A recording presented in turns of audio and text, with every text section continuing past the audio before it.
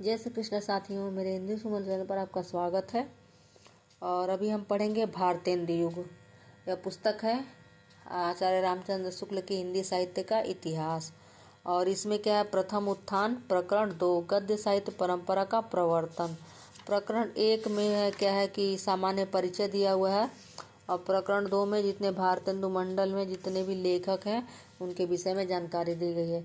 क्योंकि अभी प्रश्न पूछा जाता है, कई बार पूछा भी गया है, अगर पहले का प्रश्न हल करेंगे तो कि भारतेंदु मंडल के लेखक कौन हैं दे देगा या फिर कौन नहीं है। और 4-5 लोग बहुत प्रसिद्ध हैं, उनको तो हम सभी जानते हैं, लेकिन उतने ही लोग नहीं, और भी लोग हैं। और अभी क्या है, प्रसिद्ध लेखकों को न पूछकर थोड़े कम प्रसिद्ध लेखकों को पूछा जा रहा है। थोड़ा ट्रेंड बदला है, वही बार बार घुमा फिरा के एक ही प्रश्न तो पूछा नहीं जाएगा। तो इसके लिए हम लोग को पूरी किताब तो पढ़नी ही पड़ेगी। शुक्ल जी की सबसे पहले सर्वप्रथम हिंदी साहित्य का इतिहास तो पढ़ना ही पड़ेगा। मैंने कई बार बताया है, हो सकता हो आप लोग को लगे कि बार बार कहती हैं। और उसके बाद भी और किताबें हैं, लेकिन सबसे पहले तो ये हिंदी साहित्य का इतिहास शुक्ल जी को पढ़ना ही पढ़ना है। तो इसमें जितने लेखक हैं इनका संक्षिप्त परिचय जानेंगे, जन्म जानेंगे। और एक बात और है कि रामचंद्र शुक्ल जी सन न लिख के संभवत लिखे हैं। तो सन अगर हमको निकालना है तो संभवत में से 57 बरस घटा देंगे, सन निकल आएगा। तो इसमें तो संभवत दिया हुआ है, आपको सन में लिखना होगा, तो नोट करके और फिर 57 बरस घटा के सबका सन लिख लीजिएगा। क्योंकि परीक्षाओं में सन पूछा जाता है, लेकिन कभी कभी संभवत भी पूछ देता है, इसलिए जानकारी होनी चाहिए। तो सबसे पहले देखते हैं हम, सबसे पहले लेखक हैं भारतेंदु हरिश्चंद्र, जो भारतेंदु मंडल के सबसे पहले लेखक हैं, भारतेंदु युग के प्रवर्तक हैं, भारतेंदु युग के जनक हैं, प्रथम उत्थान के जनक हैं, नई गद्य साहित्य परंपरा के जनक हैं। सब कुछ यही है भारतेंदु युग के, इन्हीं के नाम पे तो भारतेंदु युग पड़ा है। तो इनका जन्म एक संपन्न वैश्य कुल में भाद्र शुक्ल 5 संवत 1907 को हुआ, और मृत्यु 35 वर्ष की अवस्था में संवत 1941 को हुआ। तो ये देखिए 57 बरस इसमें से मैंने घटाया, 1850 निकल आया है।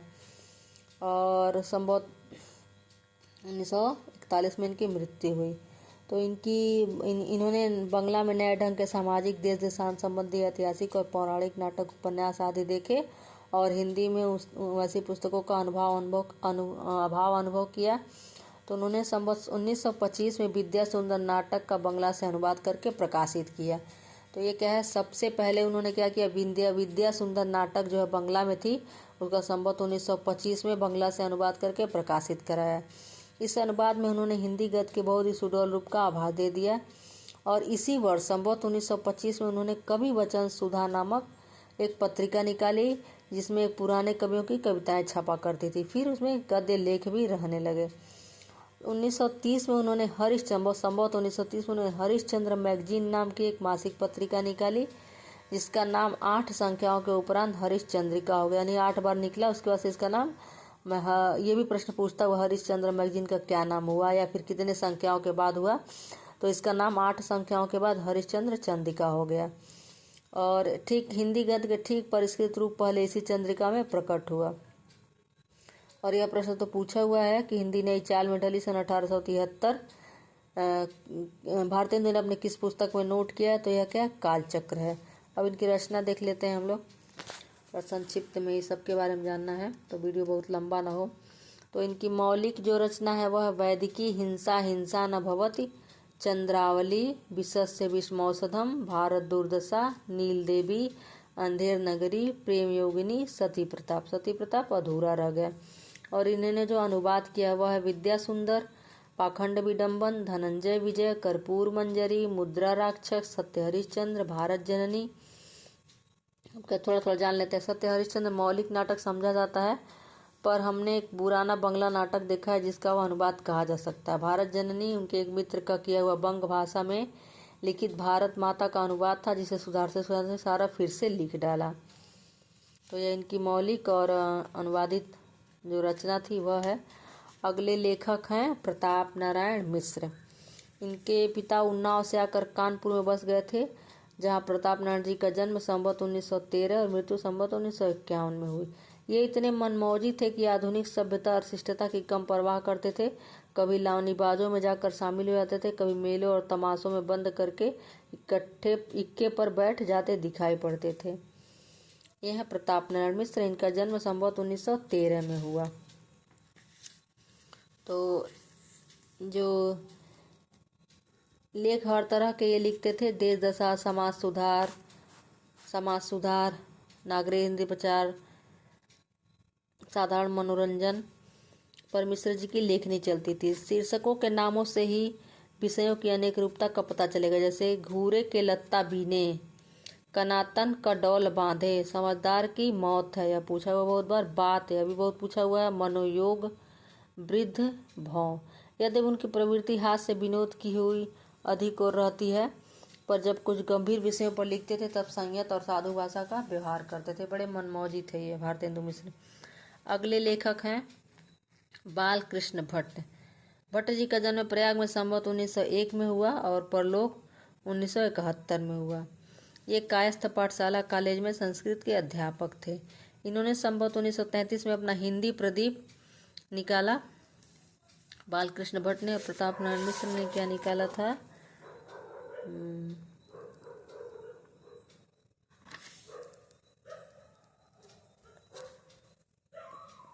प्रताप नारायण मिश्र ने कलि कौतुक रूप में पाखंडियों। प्रताप नारायण मिश्र ने फुटकल गद्य प्रबंधों के अतिरिक्त नाटक भी लिखे।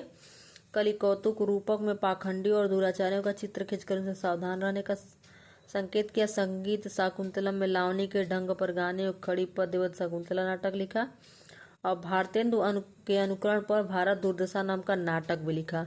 भारत दुर्दशा जो भारतेंदु जी का भी है और ये प्रताप नारायण मिश्र ने लिखा। सबसे पहला जो सबसे मुख्य हठी हमीर जो बार बार पूछा जाता है, हठी हमीर रणथंबोर पर अलाउद्दीन की चढ़ाई का वृत्त लेकर लिखा गया। कई बार पूछा गया कि हठी अमीर किसकी रचना है।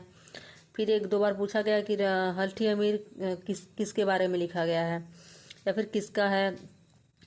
और उसके बाद ये भी बहुत महत्वपूर्ण, गो संकट नाटक और कलि प्रभाव के नाटक के अतिरिक्त जुआरी खुआरी नाम का उनका एक प्रहसन भी है। तो मैं बताना भूल गई थी, आगे बढ़ गई थी। तो अगले हैं बालकृष्ण भट्ट। भट्ट जी का जन्म प्रयाग में संवत 1901 में और परलोक हुआ संवत 1971 में हुआ। 1933 में उन्होंने अपना हिंदी प्रदीप गद्य साहित्य का ढर्रा निकालने के लिए पत्र निकाला था। सामाजिक, साहित्यिक, राजनीतिक, नैतिक सब प्रकार के छोटे छोटे गद्य प्रबंध ये अपने पत्र में 30 वर्ष से निकालते रहे।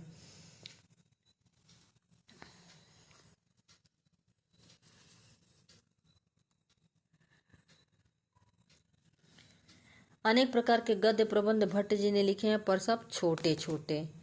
वे बराबर कहा करते थे न जाने कैसे लोग बड़े बड़े लेख लिख डालते हैं। मुहावरों की सोच उनकी बहुत अच्छी थी। आँख, कान, नाक आदि शीर्षक देकर उन्होंने कई लेखों में बड़े ढंग के साथ मुहावरों की झड़ी बांधी। और हिंदी प्रदीप इन्होंने यह पत्रिका निकाली थी भट्ट जी ने। इनकी रचना क्या है?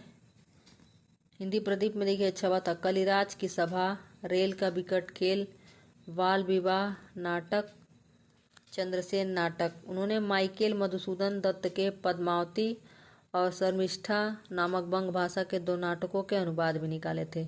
संवत 1943 में भट्ट जी ने लाला श्रीनिवास दास के संयुक्ता सुंगर नाटक की सच्ची समालोचना भी की और पत्रों में उसकी प्रशंसा देखकर की थी।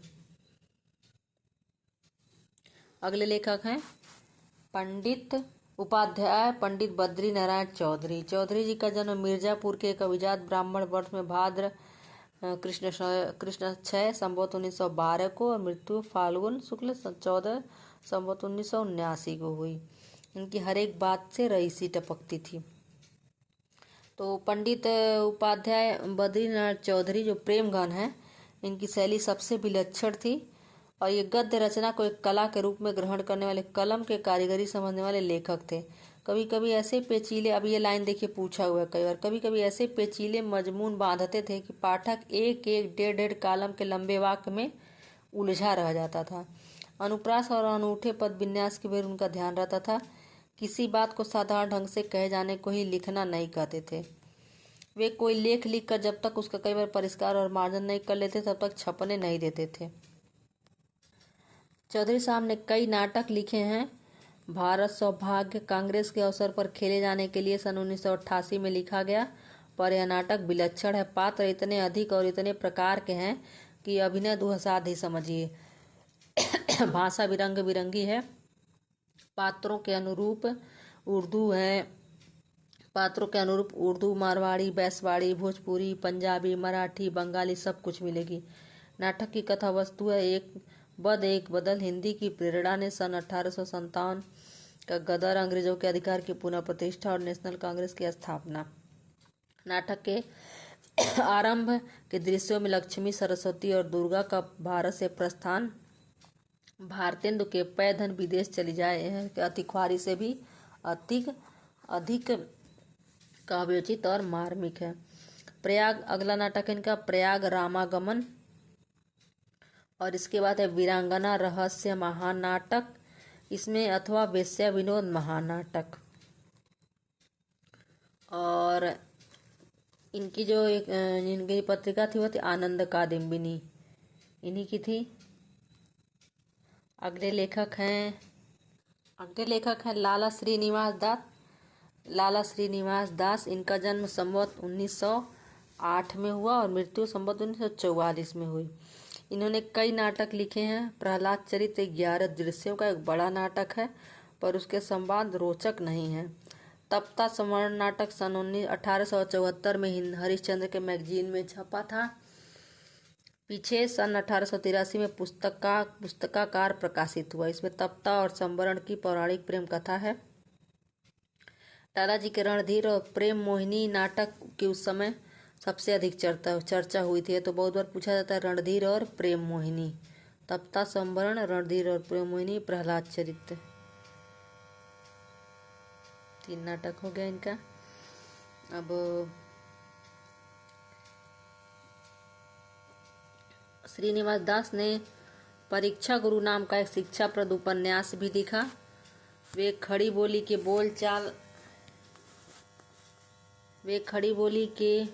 बोलचाल के शब्द और मुहावरे अच्छे लाते थे। उपयुक्त चारों लेखकों में प्रतिभाशालियों का मनमौजीपन था, पर लाला श्रीनिवास दास व्यवहार में दक्ष और संसार का ऊंचा नीचा समझने वाले पुरुष थे। अतः उनकी भाषा संयत, साफ सुथरी तथा रचना बहुत कुछ सोउद्देश्य होती थी। और अगले लेखक हैं 6वें ठाकुर जगमोहन सिंह।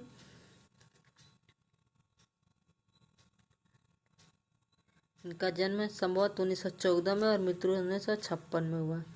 इनकी जो रचना है वह है संस्कृत साहित्य और अंग्रेजी के अच्छे जानकार तथा हिंदी के एक प्रेम पथिक कवि और माधुर्यपूर्ण गद्य लेखक थे। प्राचीन संस्कृत साहित्य के अभ्यास और विंध्याटवी के रमणीय प्रदेश में निवास के कारण विविध भाव में प्रकृति के रूप माधुर्य की जैसी परख, जैसी सच्ची अनुभूति उनमें थी, वैसी उस काल के किसी हिंदी कवि या लेखक में नहीं पाई जाती। अब तक जिन लेखकों की चर्चा हुई उनके हृदय में इस भूखंड की रूप माधुरी के प्रति कोई सच्चा प्रेम संस्कार न था। परंपरा पालन के लिए चाहे प्रकृति का वर्णन किया हो, पर वहाँ उनका हृदय नहीं मिलता। अपने हृदय पर अंकित भारतीय ग्राम्य जीवन के माधुर्य का जो संस्कार ठाकुर साहब ने अपने श्यामा स्वप्न में व्यक्त किया, उसकी सरसता निराली है। इनकी जो नाटक है वह श्यामा स्वप्न। और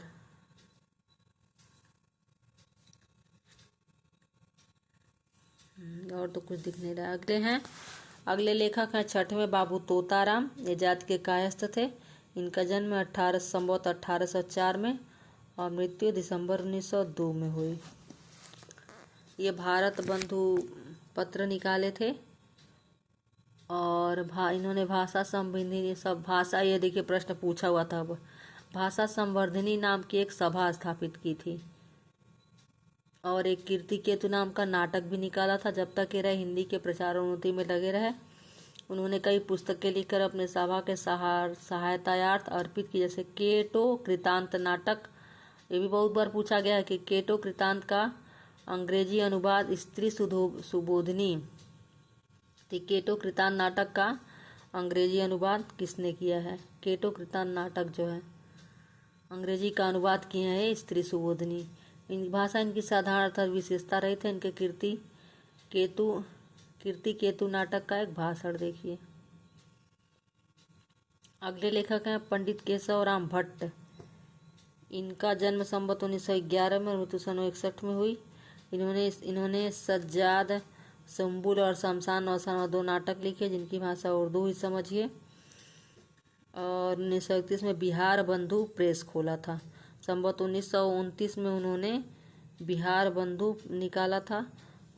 बिहार बंधु 1931 में बिहार बंधु प्रेस भी खोला था। तो फिर अगले हैं पंडित राधा चरण गोस्वामी। इनका जन्म वृंदावन में संवत 1915 में हुआ और मृत्यु संवत 1982 में। ये संस्कृत के बहुत अच्छे विद्वान थे। हरिश्चंद्र मैगजीन देखते देखते इनमें देशभक्ति और समाज सुधार के भाव जाग गए थे और साहित्य सेवा के विचार से इन्होंने भारतेंदु नाम का एक पत्र कुछ दिनों वृंदावन से निकाला था। यह बहुत बार पूछा हुआ है, कई बार लोग कंफ्यूज होकर के भारतेंदु ही लगा देते हैं। और ये भी पूछा था कि भारतेंदु कहाँ से निकाला था, तो भारतेंदु को राधाचरण गोस्वामी ने अपने जन्म स्थान वृंदावन से निकाला था। तो ऐसे याद भी रहेगा। इनके बहुत अच्छे मौलिक नाटक है जैसे सुदामा नाटक, सती चंद्रावली, अमर सिंह राठौर, तन मन धन श्री गोसाई जी के अर्पण। यह बहुत बार पूछा गया, बहुत इंपॉर्टेंट है।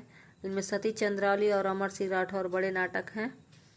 और इसके अतिरिक्त उन्होंने विरजा, जावित्री और मृणमयी नामक उपन्यासों के अनुवाद भी भंगभाषा से किए हैं। ये पूछा हुआ मृणमयी नामक उपन्यास का अनुवाद किसने किया है। इसके बाद से हैं पंडित अंबिका दत्त व्यास।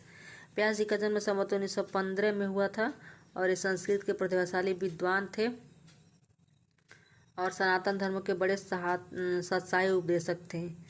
इनकी अवतार मीमांसा आदि धर्म संबंधी पुस्तकों के अतिरिक्त इन्होंने बिहारी के पदों के दोहों के भाव को विस्तृत करने के लिए अवतार मीमांसा आदि धर्म संबंधी पुस्तकों के अतिरिक्त इन्होंने बिहारी के पदों के दोहों के भाव को विस्तृत करने के लिए बिहार नामक बड़ा काव्य ग्रंथ निकाला।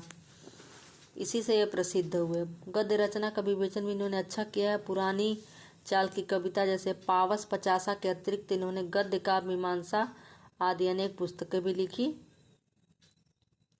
और इसके बाद अगले हैं पंडित मोहनलाल विष्णुलाल पंड्या। इन्होंने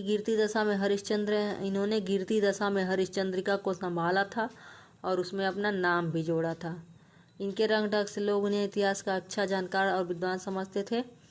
कविराज श्यामलदान जी ने अपने पृथ्वीराज चरित्र ग्रंथ में पृथ्वीराज रासो को जाली ठहराया था। तब इन्होंने रासो संरक्षा लिखकर उसको असल सिद्ध करने का प्रयत्न किया था। इसके बाद है पंडित भीमसेन शर्मा और इनका जन्म तो पूछता नहीं है, थोड़ा बहुत देख लेते हैं। इनका जन्म ये पहले स्वामीनंद जी के दाहिने हाथ थे। संवत 1940 और 42 के बीच उन्हें धर्म संबंधी कई पुस्तकें भी लिखी। और इसके बाद है काशीनाथ खत्री। इनका जन्म संवत 1906 में हुआ, आगरा के माइथान मोहल्ले में और लोकवास सिरसा में हुआ। ये पहले अध्यापक थे, फिर आकर के अंतिम दिनों में आकर बस गए थे। संभवत इनका 1891 में मृत्यु हुआ। संभवत 1948 कुछ दिनों गवर्नमेंट वर्नाक्यूलर रिपोर्टर का काम करने के पीछे लाट साहब के दफ्तर में पूछताध्यक्ष नियुक्त हो गए। मातृभाषा के सच्चे सेवक थे। और इनकी जो रचना है वह है ग्राम पाठशाला और निकृष्ट नौकरी नाटक, 3 ऐतिहासिक, रूपक और बाल विधवा संताप नाटक। यही इम्पोर्टेंट है काशीनाथ खत्री का बाल विधवा संताप नाटक। और इसके बाद है राधा कृष्णदास 14वें लेखक। इनका जन्म, ये भारतेंदु हरिश्चंद्र के फुफेरे भाई थे। इनका जन्म संवत 1922 में हुआ था। राधा कृष्णदास भारतेंदु के फुफेरे भाई थे। और इन्होंने जो भारतेंदु का जो अधूरा छोड़ा हुआ नाटक था सती प्रताप को पूरा किया। इन्होंने पहले दुखनी बालक नाम का एक छोटा सा रूपक लिखा था जो हरिश्चंद्र चंद्रिका और मोहन चंद्रिका में प्रकाशित हुआ। इन्होंने जन्म, पत्री मिलान, बाल विवाह, अपवाद, कुरीतियों का दुष्परिणाम दिखाया गया। दूसरा नाटक है महारानी पद्मावती अथवा मेवाड़ कमलिनी, जिसकी रचना चित्तौड़ पर अलाउद्दीन की चढ़ाई के समय पद्मिनी वाली घटना को लेकर हुई है। और इनका सबसे उत्कृष्ट और बड़ा नाटक है महाराणा प्रताप या राजस्थान केसरी। महाराणा प्रताप या राजस्थान केसरी यह नाटक बहुत ही लोकप्रिय हुआ। इसका अभिनय कई बार हुआ। अगले लेखक हैं कार्तिक प्रसाद खत्री, काशीनाथ खत्री और इसके बाद है काशी प्रसाद खत्री। तो इनका जो जन्म है संवत 1908 में हुआ था। और इनकी जो रचना है, जो नाटक है, रेल का विकट खेल नाम का एक नाटक था जो कि पूरा नहीं हुआ। इला, प्रमिला, जया, मधुमालती आदि इत्यादि अनेक बंगला उपन्यासों के इनके किए अनुवाद काशी के भारत जीवन प्रेस से निकलते रहे। अगले लेखक हैं फ्रेडरिक पिंकार्ट। बहुत कन्फ्यूजन होता है इसमें भी, जैसे लगता ही नहीं है कि ये भारतेंदु युग के होंगे, पर ये हैं। और इनको पहले जो सामान्य परिचय में इनके विषय में दिया हुआ है, इन्होंने 2 पुस्तकें हिंदी में लिखी हैं, बाल दीपक 4 भाग नागरी और कथाक्षरों में, और दूसरा क्या है, विक्टोरिया चरित्र।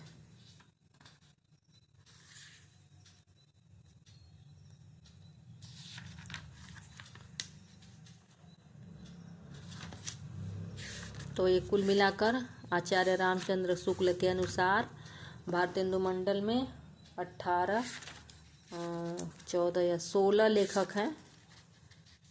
भारतेंदु से शुरू होकर फ्रेडरिक पिंकार्ट, एक बार ऐसे सरसरी देख लेते हैं। सबसे पहले हैं भारतेंदु, फिर हैं प्रताप नारायण मिश्र, फिर हैं बालकृष्ण भट्ट, इसके बाद हैं उपाध्याय बद्रीनारायण चौधरी प्रेमघन, इसके बाद है लाला श्रीनिवास दास, फिर हैं ठाकुर जगमोहन सिंह, उसके बाद हैं बाबू तोताराम, फिर हैं केशवराम भट्ट, राधाचरण गोस्वामी, के बाद है पंडित मोहनलाल विष्णुलाल पंड्या, पंडित भीमसेन शर्मा, काशीनाथ खत्री, कार्तिक प्रसाद खत्री, फ्रेडरिक पिंकार्ट। इन लेखकों के बारे में इसलिए जानना जरूरी है, ज़्यादा रचना जाने या ना जाने, सबसे ज़्यादा जरूरी इसलिए कि कई बार द्विवेदी युग का भी पूछता है कि कौन से द्विवेदी युग के लेखक हैं या नहीं है, तो उसमें भी कई भारतेंदु युग के कई लेखकों का नाम डाल देता है। और यह प्रश्न पूछा जा रहा है, इसलिए हमें ध्यान देने की बहुत ज़रूरत है और पढ़ने की भी बहुत ज़रूरत है। तो आप लोग को कैसा लगा मेरा ये प्रयास, ज़रूर कमेंट करिए, लाइक करिए, शेयर करिए, सब्सक्राइब करिए। धन्यवाद।